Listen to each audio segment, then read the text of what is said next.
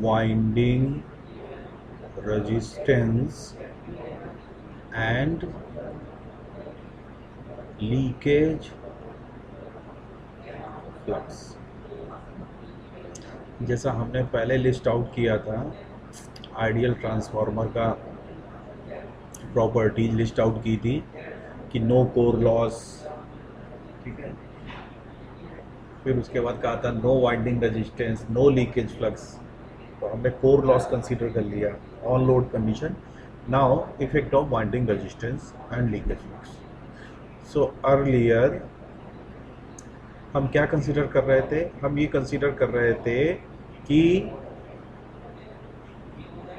Winding resistance is 0, but practically not possible, practically not possible,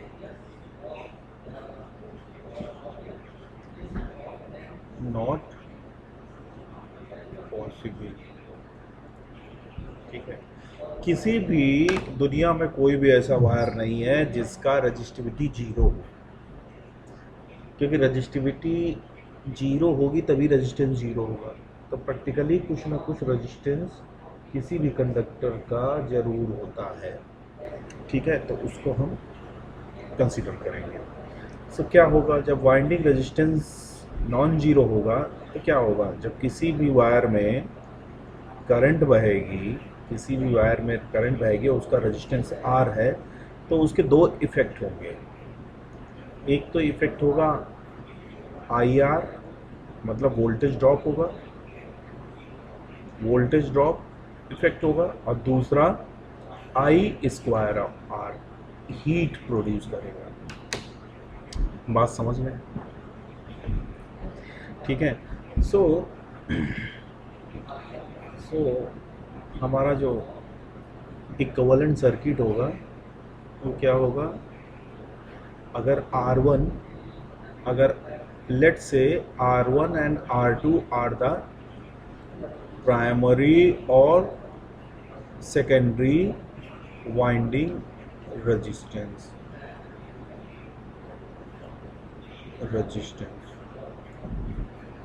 ठीक है। तो क्या हो जाएगा? R1 कहाँ पे आ जाएगा? I1 के पाथ में आ जाएगा, करेक्ट। एक मिनट,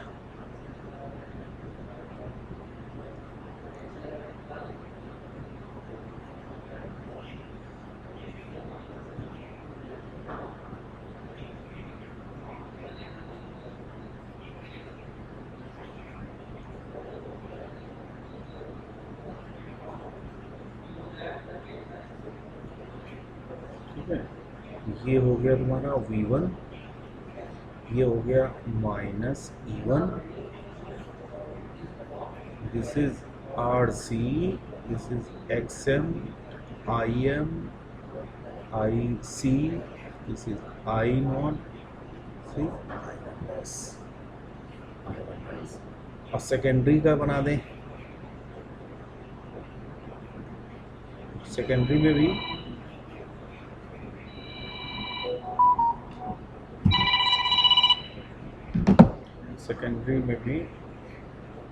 R2 कहाँ पे आ जाएगा? I2 के बाद।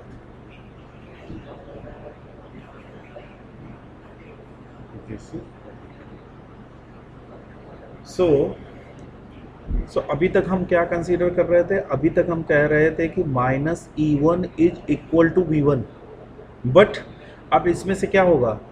अब इसमें से क्या होगा? I1 R1 ड्रॉप माइनस हो जाएगा।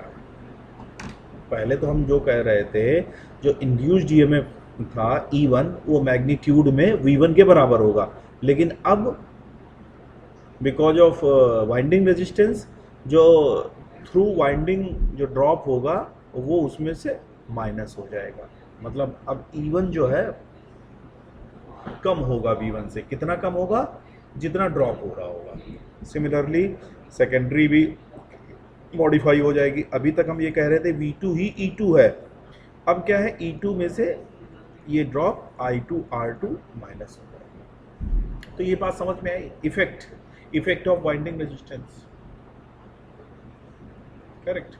नाउ लीकेज फ्लक्स, अब इसको बड़ा केयरफुली सुनिए, समझिए। Ideally we were considering that the flux, total flux that is produced by IM is confined within the core, but practically ऐसा नहीं होता है, कुछ ना कुछ एयर गैप से पास कर जाएगा। लाइक वाइज ये जो है ना,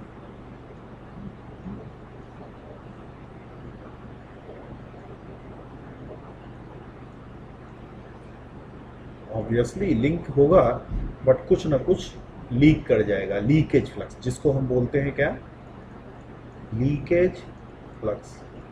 now what is the effect of this leakage flux? तो लीकेज फ्लक्स का इफेक्ट ये रहेगा, जितना फ्लक्स लीक कर गया, जितना फ्लक्स ईएमएफ इंड्यूस करने के काम में नहीं आया, दैट मीन्स एक्चुअल हमको उतना पोटेंशियल का ड्रॉप मिला, उतना पोटेंशियल का ड्रॉप हुआ, उतना पोटेंशियल का लॉस हुआ।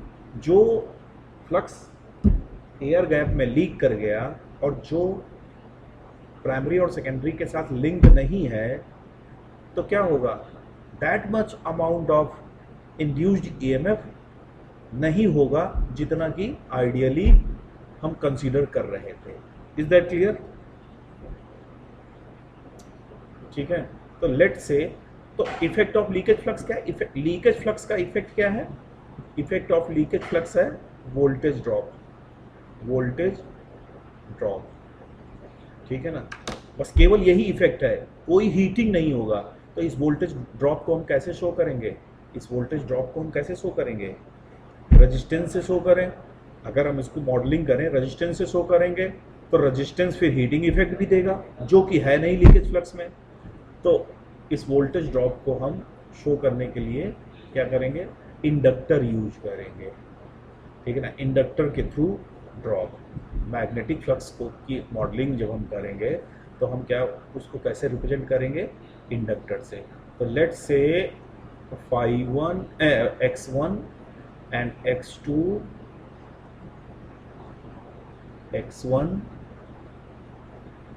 and x2 are the primary and secondary leakage reactances, primary and secondary leakage reactances. So now किधर, हाँ इंडक्टर से रिप्लेस कर रहे हैं, ठीक है। ये देखिए, हाँ हाँ हाँ इंडक्टर से। देखिए इंडक्टर क्या होता है, इंडक्टर में जब करंट फ्लो होता है तो क्या फ्लक्स प्रोड्यूस होता है ना, ठीक है ना। इंडक्टर ही तो सोर्स है फ्लक्स का। तो ये हम वो लीकेज रिएक्टेंसेस यहाँ पे शो कर रहे हैं, जो फ्लक्स हमारा लीक कर गया उसके करस्पॉन्डिंग ड्रॉप ये करस्पॉन्ड करेगा, ठीक है ना। Yes yes yes yes. तो अब ये क्या होगा, I1 x1 और I2 x2। नाउ नाउ अभी देखिए, this drop, these drop are because of winding resistance, ठीक है। और ये जो है,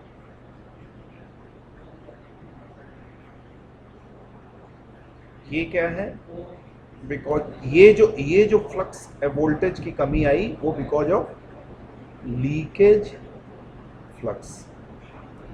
इज दैट क्लियर? बोलो हाँ, ठीक है ना। तो था क्या, समझिए पहले। आइडियली जब आइडियल केस था, अभी देखो दिखाते हैं आपको। आइडियल केस क्या था? आइडियल केस क्या था? ये था आइडियल केस, ठीक है ना। But because of winding resistance and effect of leakage winding, ये इक्वेशन कैसे मॉडिफाई हो गई?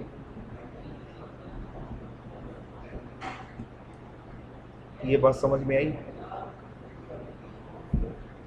ठीक है ना। हाँ बोलो।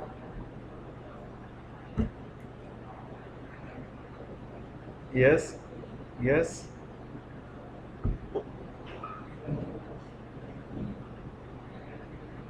हाँ हाँ हाँ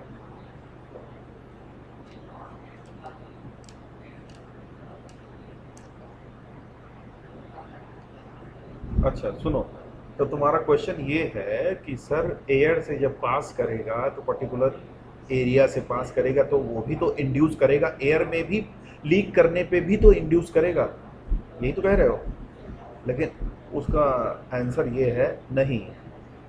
फ्लक्स इंड्यूस तभी होता है, ईएमएफ इंड्यूस तभी होता है जब फ्लक्स कट होता है, किसी सर्किट से, किसी कंडक्टर से कट होता है। वाइंडिंग तुम्हारी कहाँ पे है, कोर के ऊपर लपेटी गई है, तो कोर के थ्रू, कोर पे से ही जितना फ्लक्स कन्फाइन है वही ईएमएफ इंड्यूस करेगा। एयर में जो पास कर जाएगा वो कोई ईएमएफ इंड्यूस नहीं करेगा। करेक्ट। चलिए, तो अब हम बना रहे हैं इक्विवेलेंट सर्किट, और ध्यान से देखिएगा।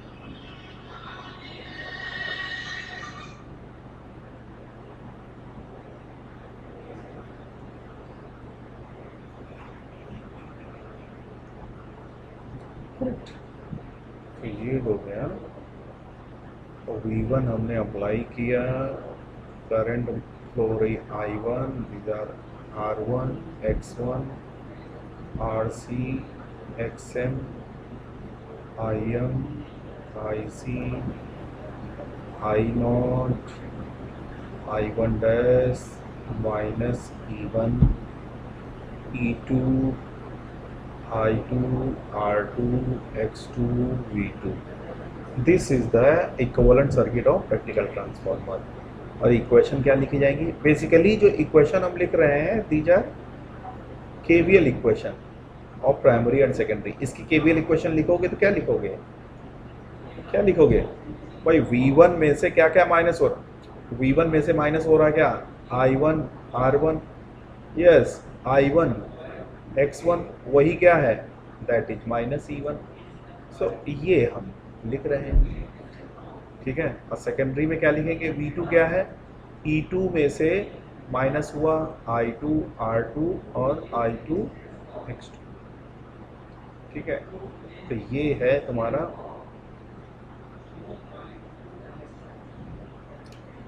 KVL इन प्राइमरी और KVL इन सेकेंडरी। क्या ये बात समझ में आई?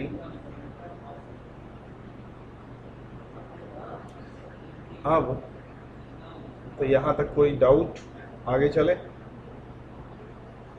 ये हमने डिस्कस किया, ठीक है, आगे चले। अच्छा, तो अब हम हेडिंग दे दीजिए इम्पीडेंस रेफरिंग।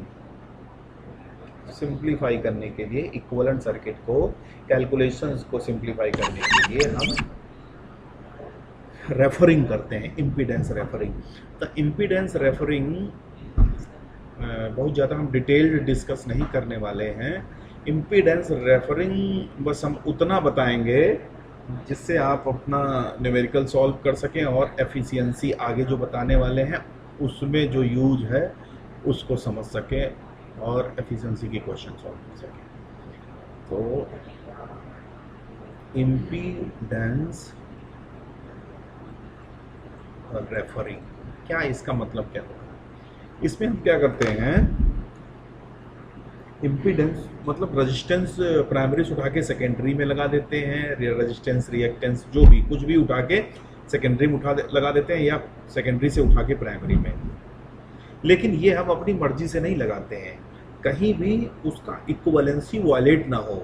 जो हम मॉडलिंग कर रहे हैं, जो हम मॉडल बनाया है हमने, उसका कहीं वायलेशन ना हो, उसके प्रिंसिपल का, इक्विवेलेंसी का, वो कहीं भी जो वर्किंग, जो इफेक्ट था वहाँ पे पैरामीटर्स का, इफेक्ट सेम रहे।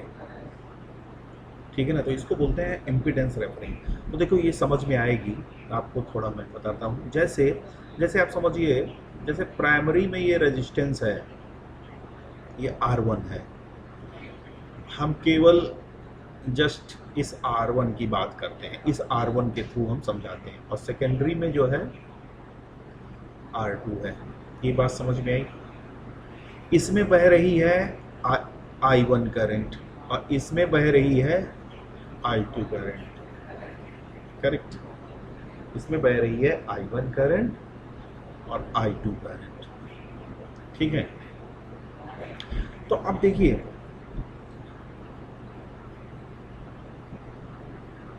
तो इसका इफेक्ट ये है कि कॉपर लॉस जो है वो I1 square R1 plus I2 square R2 है, ठीक है ना?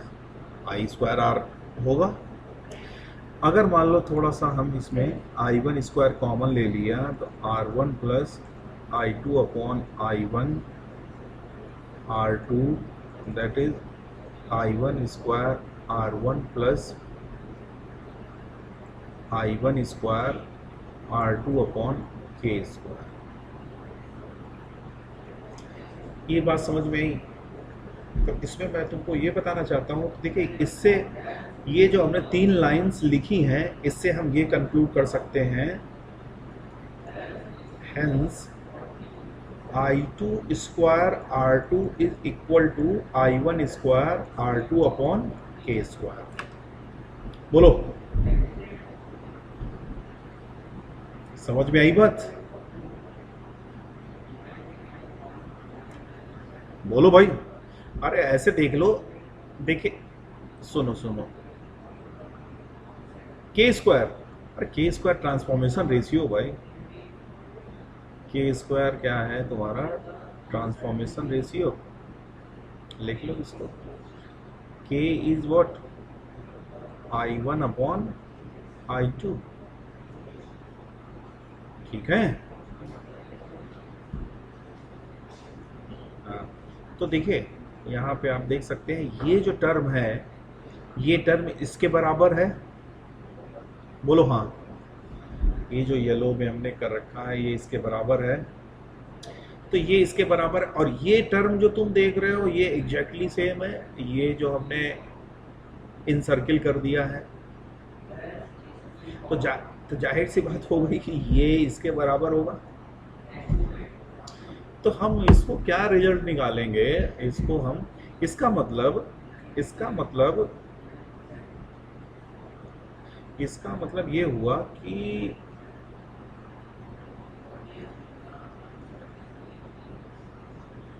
R2 अपॉन K स्क्वायर में I1 करंट बहे, that is equivalent to this. ये दोनों सेम है, ये हो चाहे ये हो, ये दोनों सेम बातें हैं। ये बात समझ में आई?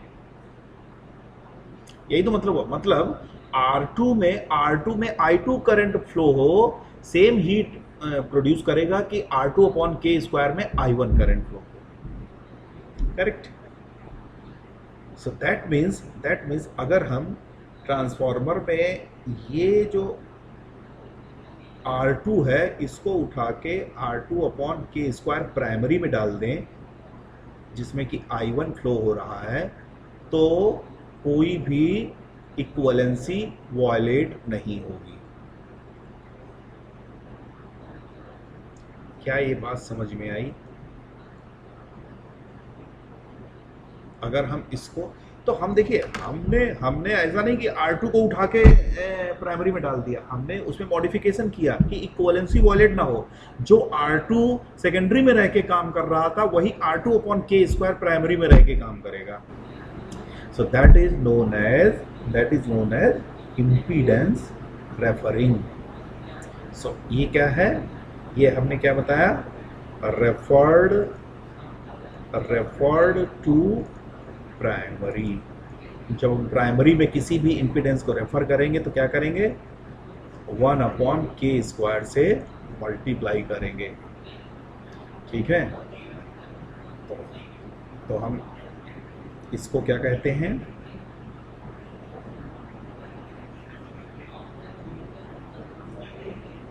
इसको बोलते हैं R1E, equivalent resistance refer to primary. E stand for equivalent और 1 मतलब प्राइमरी. तो R1E is the what, R1 पहले से था और R2 upon k square secondary से आ गया. सिमिलरली 1XC जितने भी ओम जितने भी रेजिस्टेंसेज हैं, रिएक्टेंसेज हैं, इम्पीडेंसेज हैं, वो सारे के स्क्वायर के डिवीजन से मॉडिफाई होके रेफर हो सकते हैं without violating equivalence. x1 equal to x2 upon k square. Z1 equal to what, Z1 plus Z2 upon k square, where Z1 is what, that is R1 square x1 and Z2 is what, R2 square plus x2. Is that clear? बताइए भाई, इसको हम एक page में कर देते हैं. अगर कोई दिक्कत है तो डिस्कस कर लीजिए. Impedance refer, this is impedance refer, correct. तो इसको, तो ये क्या है, equivalent resistance referred to primary, correct. Similarly equivalent reactance refer to primary. This is equivalent impedance refer to primary. Now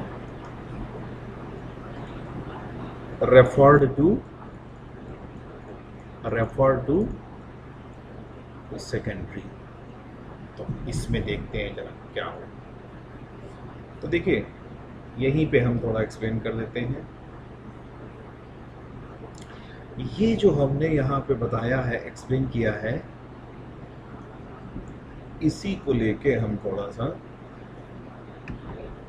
बता देते हैं आपको.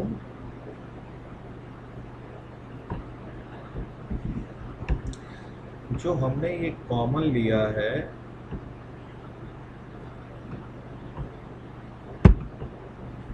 यस तुमने पकड़ लिया बात को. तो यहाँ पे देखिए, हम क्या करने वाले हैं, हम इस बार लेंगे यहाँ पे हम I2 कॉमन लेंगे, I2 स्क्वायर. तो ये क्या हो जाएगा, I1 upon I2 whole square R1 plus R2. So that gives what, I2 square. अब समझिए ये क्या हो जाएगा, ये क्या हो जाएगा, ये यस के स्क्वायर, ठीक है. तो ये हो गया के स्क्वायर R1 प्लस R2. तो यहां से हम क्या रिजल्ट निकालेंगे, यहां से हम ये रिजल्ट निकालेंगे,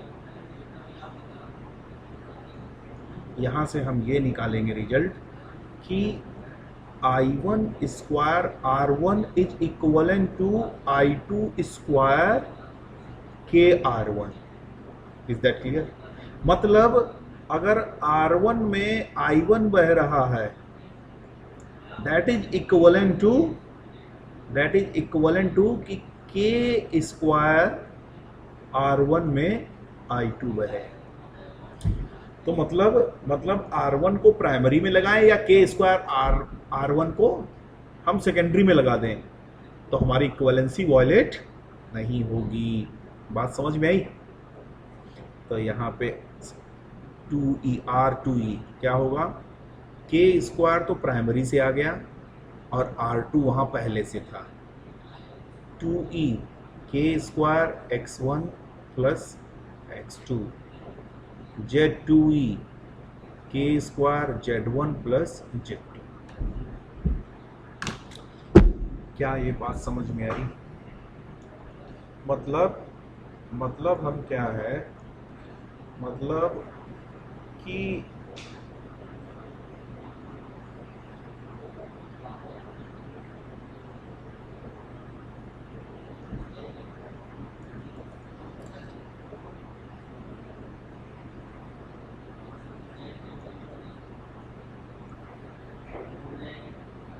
R1 upon k square x1 x2 upon k square I2 और I। ये बात समझ में आई? मतलब हम उसके इक्विवेलेंट सर्किट में ये रेफरिंग कर दें अगर, तो ये रेफरिंग कर दें तो इक्विवेलेंसी वॉयलेट नहीं होगी अगर इम्पीडेंसेस की। अकॉर्डिंगली हमारे वोल्टेज इंड्यूस्ड ईएमएफ भी चेंज हो गए। लेकिन यहाँ पे हम क्या डिस्कस कर रहे हैं? केवल इम्पीडेंस रेफरिंग की बात। ये बात समझ में आई? ठीक है। हाँ, तो अब हम बात करते हैं, तो इसमें डायरेक्ट क्वेश्चन आता है। वो कहेगा कि R1 R2 और X1 X2 की वैल्यू दी होगी, वो कहेगा कॉपर लॉस बताओ, refer to primary, refer to secondary, इस तरीके से। बात समझ में आई? जैसे ये हमने एक क्वेश्चन कराया भी था, तो वही क्वेश्चन अगर हम पिक कर लें, ये देखिए ये क्वेश्चन कराया था। A 2200/220 volt from a 50 Hz transformer is having this much resistances of primary and secondary respectively and this much of reactances of primary and secondary. Determine R1E, R2E, Z1E and PCU copper loss। ये copper loss. देखिए हमने क्या किया, सबसे पहले तो K का value solve कर लेंगे। सबसे पहले हम क्या करेंगे, K का वैल्यू सॉल्व कर लेंगे। कैसे? V2/V1। तो V2/V1 क्लियर है। V2/V1 क्या हुआ? 220 बटे, ठीक है ना, 1/10.1। और बस सीधे डायरेक्ट फॉर्मूले में उसको हम, बात समझ में आई? बोलो भाई, ये इम्पीडेंस रेफरिंग का कंसेप्ट क्लियर हुआ? कोई डाउट अगर है तो डिस्कस कर लीजिए। आप refer to primary, refer to second, ठीक है? बिल्कुल बिल्कुल करें, ठीक है ना। लेकिन यहाँ पे हम केवल इम्पीडेंस को पढ़ रहे हैं, जितना आपके लिए ज़रूरी है कि आप उसके न्यूमेरिकल कर सकें, और आगे एफिशिएंसी बताएंगे, ठीक है ना, वो हम एडिशनल में बता देंगे एक्स्ट्रा लेक्चर में कभी, ठीक है। नाउ अब हम पढ़ेंगे एफिशिएंसी।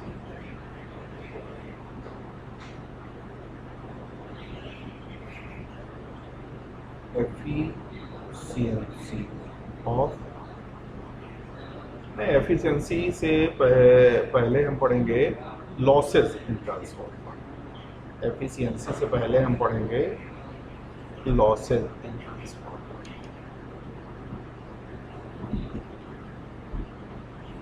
बताइए जरा क्या क्या लॉसेस होते हैं ट्रांसफार्मर के? पहले भी डिस्कस कर चुके हैं। लॉसेस इन ट्रांसफार्मर, बोलो। पावर लॉसेस की बात कर रहे हैं, बोलो। अंकुर बताओ कौन कौन से लॉस? कॉपर लॉस, हाँ, और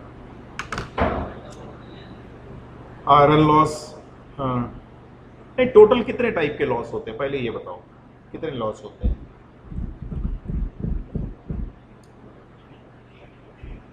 हाँ हाँ, तो ये बात सही है। देखिए आपसे कोई पूछे लॉसेज इन ट्रांसफार्मर, तो बच्चे क्या है, वो गाना गाना शुरू कर देते हैं, sir copper loss, iron loss, sir winding loss, और copper loss, core loss, dielectric loss, hysteresis loss, eddy current loss, बहुत सारे लॉस बता देते हैं। हाँ, तो लेकिन ये ठीक है, ये सब हम जो बोल रहे हैं सही है, लेकिन आपको ये समझना चाहिए। देखिए लॉसेस जो होते हैं इनफैक्ट ट्रांसफार्मर में दो ही चीज़ें होती हैं मेन इम्पॉर्टेंट पार्ट जो होते हैं।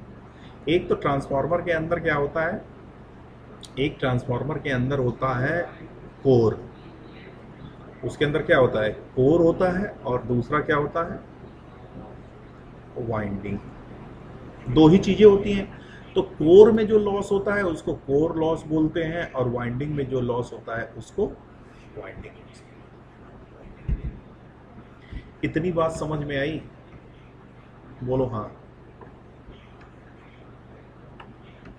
ठीक है, तो अब इसी सीक्वेंस में इसी तरीके से याद होना चाहिए। देखिए, चूंकि वाइंडिंग क्या है, that is made up of copper, copper की बनी होती है, तो Cu इसको कॉपर लॉस भी बोल देते हैं, PCU से डिनोट कर देते हैं। ठीक है ना। अब कोर लॉस, चूंकि कोर जो होती है वो आयरन की बनी होती है, तो इसको हम एक नाम और होता है आयरन लॉस। इतनी बात समझ में आई? ठीक है। अब देखिए कॉपर लॉस क्या होती है। कॉपर लॉस अभी आपने किया है, क्या होती है, I1 स्क्वायर R1 और I2 स्क्वायर R2, या फिर इसको ऐसे भी लिख सकते हैं I1 स्क्वायर R1E या फिर I2 स्क्वायर R2E। क्या ये दोनों टर्म समझ में आए आपके, ये जो हमने बाद में लिखे? हाँ, रेफर्ड वाला, ठीक है ना। So this is copper loss. तो यहाँ पे देखिए कॉपर लॉस जो है वो किस पे डिपेंड कर रहा है, I1 I2 पे डिपेंड कर रहा है। किस पे डिपेंड कर रहा है, I1 I2 पे डिपेंड कर। और I1 I2 क्या है, बेसिकली लोड है। I2 क्या है, लोड करंट है, सेकेंडरी करंट है, सेकेंडरी में लोड लगाते हैं, तो लोड जैसे वेरी करेगा I2 वेरी करेगी। और और I1 भी लोड पे डिपेंड करेगी, क्योंकि I1 में आपने क्या देखा था, I1 क्या था, अगर आपको याद हो I1 क्या था, I0 plus I1 dash, correct. तो ये क्या है, that was counter balancing current, that is load component. ये तो नो लोड करंट थी I0, जब लोड नहीं लगा था, लोड लगाने पे ये पोर्शन आ गया था। सो अल्टीमेटली जैसे जैसे लोड चेंज होगा I1 I2 आपके क्या होंगे, चेंज होंगे। तो ये जो कॉपर लॉस है ये किस पे डिपेंड करेगा, लोड पे डिपेंड करेगा। जैसे जैसे लोड वेरी करेगा कॉपर लॉस भी वेरी करेगा। तो इसलिए इसका एक नाम और होता है, क्या होता है, वेरिएबल लॉस। क्या नाम होता है, वेरिएबल लॉस। तो देखिए क्या क्या आपने पढ़ा, वाइंडिंग लॉस इसको बोलते हैं, कॉपर लॉस बोलते हैं, एक नाम है वेरिएबल लॉस। ये बात समझ में आई, कोई शक? ठीक है ना। अब हम आगे बात करते हैं। तो ये जो आयरन लॉस होता है जो कोर के अंदर होता है, इसके लिए दो फिनोमेना, दो बिकॉज ऑफ टू फिनोमेना। एक तो चूंकि सॉलिड कोर वायरिंग फ्लक्स के इफेक्ट में रखी हुई है, तो एडी करंट से बच नहीं सकते और हिस्टेरिसिस भी उसमें ज़रूर होगा। तो जो एडी करंट से लॉस होता है, एडी करंट से लॉस जो होता है उसको हम बोलते हैं एडी करंट लॉस, और हिस्टेरिसिस बिकॉज ऑफ हिस्टेरिसिस उसको हम बोलते हैं हिस्टेरिसिस लॉस, करेक्ट। किसी सॉलिड कोर को जब हम वायरिंग फ्लक्स में रखते हैं तो उसमें सरफेस करंट फ्लो होता है, स्ट्रॉन्ग करंट्स, भंवर जिसको बोलते हैं। एडी का मीनिंग यही होता है, भंवर। जैसे पानी में अगर हम पत्थर डाल दें तो जिस तरीके से सर्कुलर वेव्स प्रोपगेट होती हैं, किनारे तक जाती हैं, उसी तरीके से ये सरफेस करंट किसी भी सॉलिड मटेरियल जो कि फ्लक्स के इफेक्ट में रखा हुआ है में बनती हैं, उनको और उन्हीं से जो लॉस होता है उसको बोलते हैं hysteresis loss, sorry AD current loss. PE से डिनोट करते हैं। और इसका फॉर्मूला जो एम्पिरिकल फॉर्मूला होता है वो होता है कि EBM square F square T square, ठीक है, वॉट। और जहाँ पे KE होता है ये कांस्टेंट है, ये मटेरियल पे डिपेंड करेगा। BM is what, maximum flux density in core, correct. और F तो फ्रीक्वेंसी है, फ्रीक्वेंसी ऑफ इनपुट। और T जो है that is thickness of core, thickness of core. ये बात। तो एडी करंट जो है ये एडी करंट होती है। एडी करंट मिनिमाइज करने के लिए हम क्या करते हैं, ये थिकनेस, कोर की थिकनेस रिड्यूस करते हैं। तो थिकनेस कम करने का मतलब क्या हुआ, हम लेमिनेटेड कोर लेते हैं, सॉलिड कोर ना लेके लेमिनेटेड कोर लेते हैं, जिससे कि जो एडी करंट्स होती हैं वो डिवाइड हो जाती हैं लेमिनेशंस में, जिससे उनका इफेक्ट वीक हो जाता है और एडी करंट लॉस जो है वो मिनिमाइज हो जाता है। बात समझ गए। Now hysteresis loss, hysteresis pH, तो यहाँ पे इसका एम्पिरिकल फॉर्मूला है KHBm⁴ 1.6 FV। तो यहाँ पे ये कांस्टेंट है, KH हिस्टेरिसिस कांस्टेंट है, मटेरियल पे डिपेंड करेगा, BM आपको पता, F पता है, V है volume of core, volume of core, ठीक है ना। तो हाई सिलिकॉन स्टील यूज करते हैं।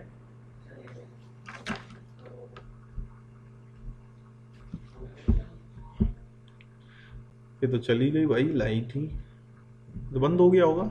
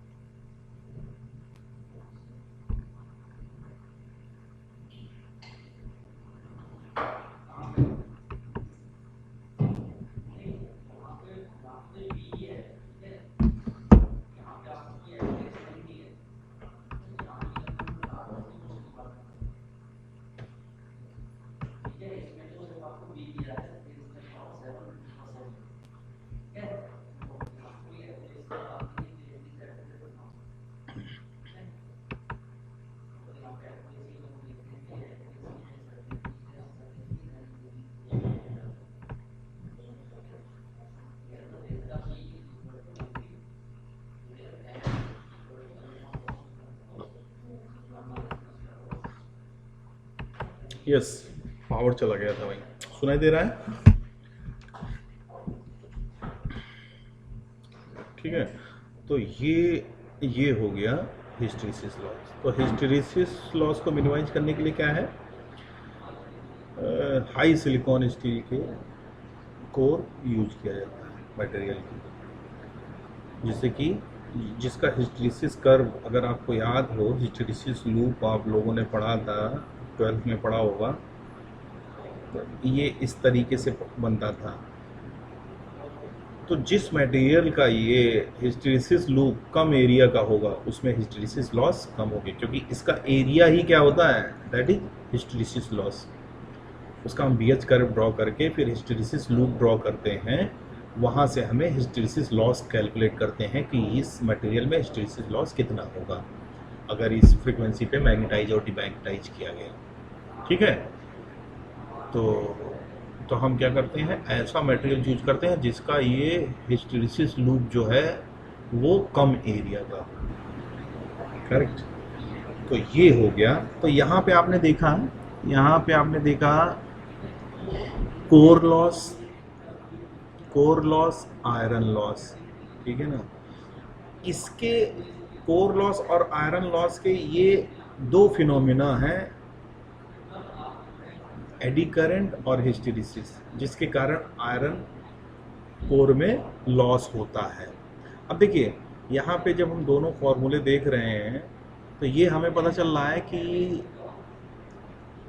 ये जो लॉसेस हैं इसको हम पी सी से डिनोट करते हैं, कोर लॉस। तो ये पी सी जो है that is proportional to B M, maximum flux density. और ये मैक्सिमम फ्लक्स डेंसिटी किस पे डिपेंड करता है? I M. और आई एम कहाँ से आया है? V one. ठीक है ना। दैट मीन्स जो ये कोर लॉसेज होते हैं वो किस पे डिपेंड करते हैं? वो किस पे डिपेंड करता है? वोल्टेज पे, V1 पे। ठीक है, प्रोपोर्शनल होता है। तो इसीलिए चूंकि V1 कांस्टेंट होता है तो प्राइमरी वोल्टेज कांस्टेंट रहता है ऑपरेशन में, तो ये होता है कांस्टेंट। तो इसीलिए हम इसका एक और नाम होता है कोर लॉस का, क्या नाम होता है? Constant loss. क्या ये बात समझ में आई? ठीक है, तो ये 3 नाम होते हैं। अब आप समझ गए। अब आपसे अगर कोई पूछेगा, ठीक है, कि लॉसेस ट्रांसफार्मर में क्या होते हैं, कैसे क्या करेंगे, तो आप ये पूरी कहानी बता देंगे। बोलिए, कोई डाउट?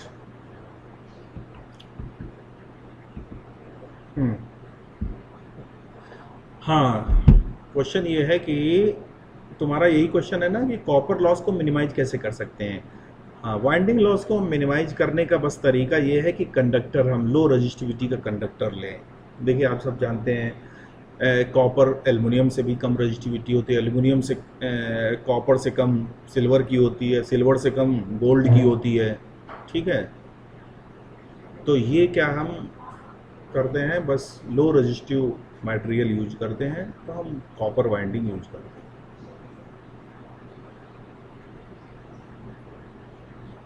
ठीक है, क्योंकि फिर कॉस्ट बढ़ जाएगी अगर ज़्यादा हम, तो वो डिपेंड करता है किस तरीके से। तो हम अपने ट्रांसफार्मर में कॉपर वाइंडिंग यूज करते हैं। इतनी बात समझ में आई? बताओ भाई। हाँ, फ्लक्स फ्लक्स डेंसिटी जो कोर के अंदर प्रोड्यूस होता है वही फ्लक्स डेंसिटी। जो फाइम लिख रहे थे ना, जो हम फाइम लिख रहे थे, तो phi m upon A that becomes B M.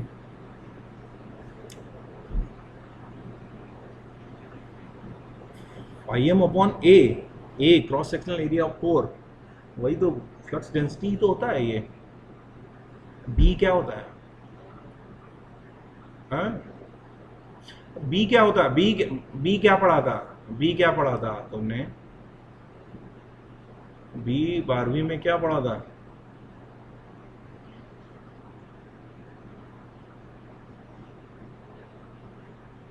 B five upon ए पढ़ा था कि नहीं? Phi equal to B dot S. तो ये बी क्या है? फ्लक्स डेंसिटी है, वेबर पर मीटर स्क्वायर। तो जो तुमको हम अभी तक फाइम लिख रहे थे ना, तो वही जब डिवाइड बाय ए हो जाएगा तो वही बी एम बन जाएगा। ठीक है, चलो अब नेक्स्ट हम बात करेंगे एफिशिएंसी की। चलो टाइम हो गया, अब यहाँ पे हम क्लोज कर देते हैं।